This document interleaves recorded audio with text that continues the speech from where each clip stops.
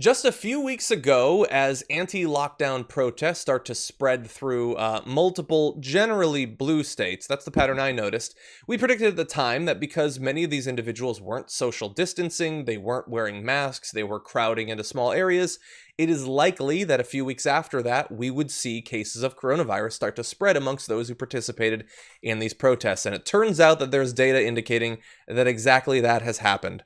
72 individuals who tested positive for COVID-19 in Wisconsin recently attended a, quote, large gathering before their diagnosis.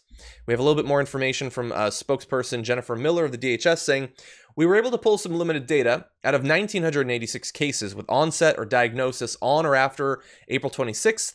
There were 72 cases who reported attending a large gathering. And understand that at some of these big protests, only 1/3 of protesters were said to be wearing masks at the event.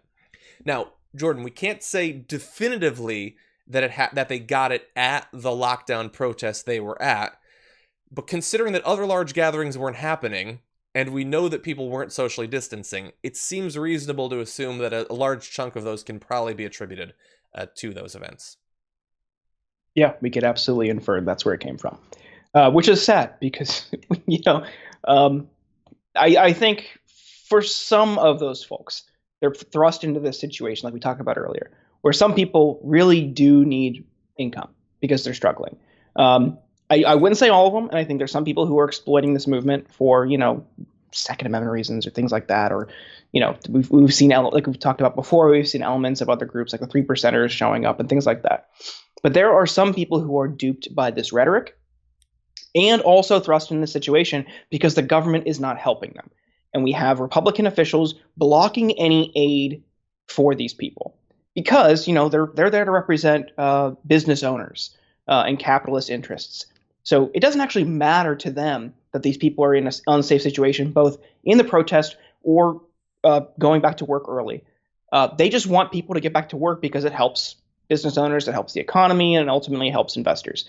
So people are unfairly put in this situation. So it's kind of sad to see that people who are, of those who are at the protest, duped into being there because they need help and they need income. It's kind of sad to see them actually get sick and potentially risk their life or the lives of those around them. So unfortunate circumstance. And yeah, like you said, the third weren't wearing masks. So they were not practicing things that everyone should just generally accept, regardless of where you stand on reopening. Even with that reopening, there's going to be like a mask requirement. So that they weren't even doing that shows the absolute recklessness of people who attended these things. Exactly. And we watched we watched video interviews of some of these individuals. And one of the saddest things was the people who were at the protest saying, I'm immunocompromised, but I have to fight for my rights. I just think, like, you have to fight for your life too, man. Like, seriously, like, it's just so sad to see the obvious effect of right-wing media's spreading of, from the very beginning, downplaying the coronavirus before it even hit, and then continually downplaying the severity of it, pretending that we have these miracle cures so you don't have to worry about it, pretending that you can't trust the numbers, spreading myths about Bill Gates and 5G and all that stuff. And then to see the actual effect of the people that it's going to have that effect on. Like, Tucker Carlson's not going to get exposed to coronavirus no matter how many BS lies he spreads on a nightly basis. But some guy who has like a respiratory illness, he goes to the protests and he might get it. Those 72 people, maybe one or two of them die. I hope not, but they might. And those are the 72 that have been identified right now in Wisconsin during that period. God only knows with all the protests that have happened. And not just, another part, like here in California, in Huntington Beach, there were protests like this. And so I worry that what we predicted at the time is now playing out, and that as these places reopen, I mean, you've probably seen the videos of people like going into supermarkets and yelling at the workers for having to wear a mask. Like, there's the percentage that want things to reopen, and then there's a smaller but not insignificant number who don't want any sort of infringement on their rights. They want to go back 100% to normal. If you're listening to the podcast, I'm very much giving air quotes. They don't want to socially distance. They don't want to wear masks. We're going to see one of the deadly effects of that in just a minute, but it's just sad to see it playing out just as we predicted just a couple of weeks ago. Yeah, it really shows that people just don't care about the working class or the poor. People who absolutely need economic relief now, like real substantive relief, whether it's through unemployment benefits or stimulus checks, anything like that, or rent relief.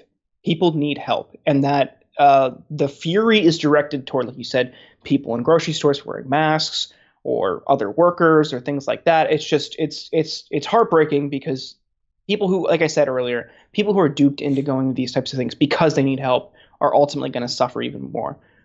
So my heart goes out to them a little bit more than other people who are at those protests. But it's unfortunate that this is being spread, and like we talked about earlier, in some places reaching areas like rural areas where it would have otherwise been hard to reach. Exactly. So sad all around. Yeah. And we're going to have to, I'm watching every day. Like, we're getting towards where some of these reopenings would have had that 2-week sort of period for things to build up. It's going to take a little bit of time, but I am watching and fingers crossed, hoping that, the people at the very bottom aren't going to be lethally affected by the misinformation that they've been sold.